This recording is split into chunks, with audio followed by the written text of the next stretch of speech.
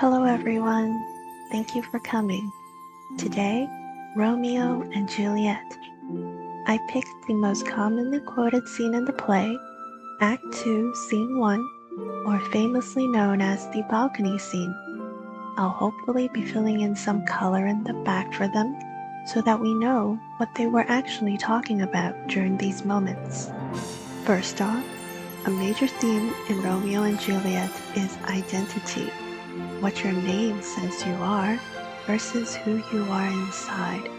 Juliet believes that love comes from our inner self and that the feud between the Montagues and the Capulets is what our names are, their names are.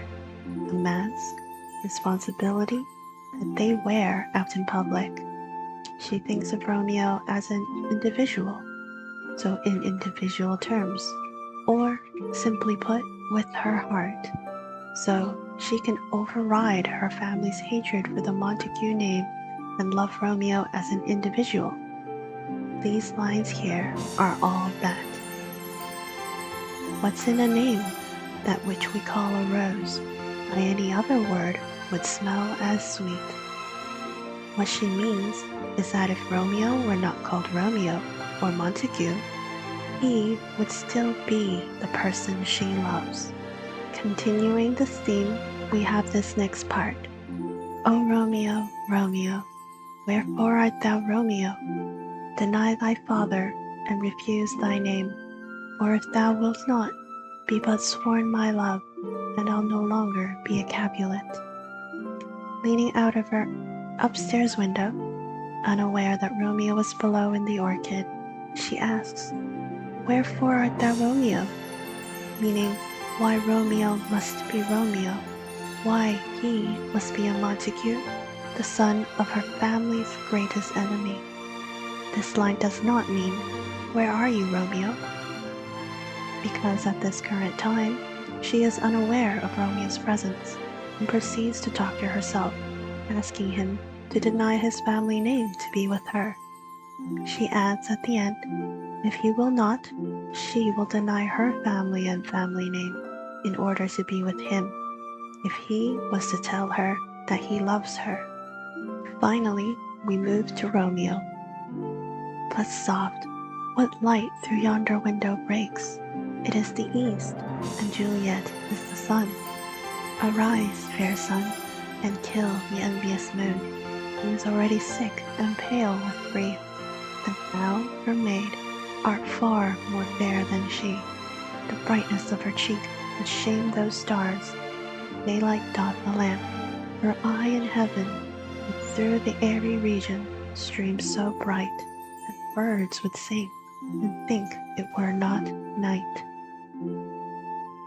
Romeo, hiding in the Capulet orchard, sees Juliet leaning out of a high window. Though it is late at night, mind you, this is Romeo vision, Juliet's surpassing beauty makes Romeo imagine that she is the sun, which, as the sun is present, it causes the night to become day.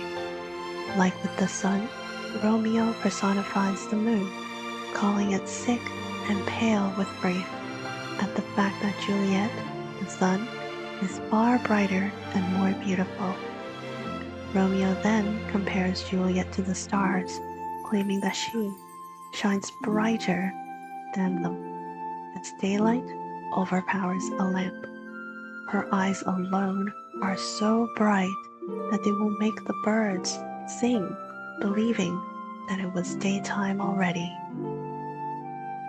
As often as this poem is taken out of context and people joke about it, these lines are quite important for the light and dark motive that is consistent through the play.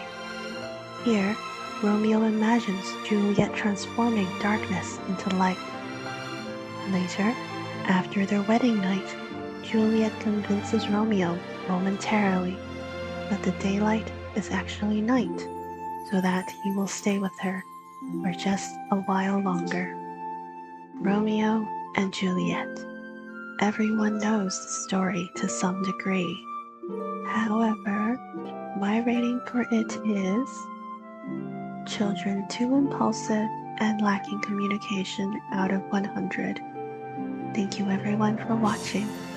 If you have any suggestions for the next literature class, please leave me a comment on YouTube or on Twitter.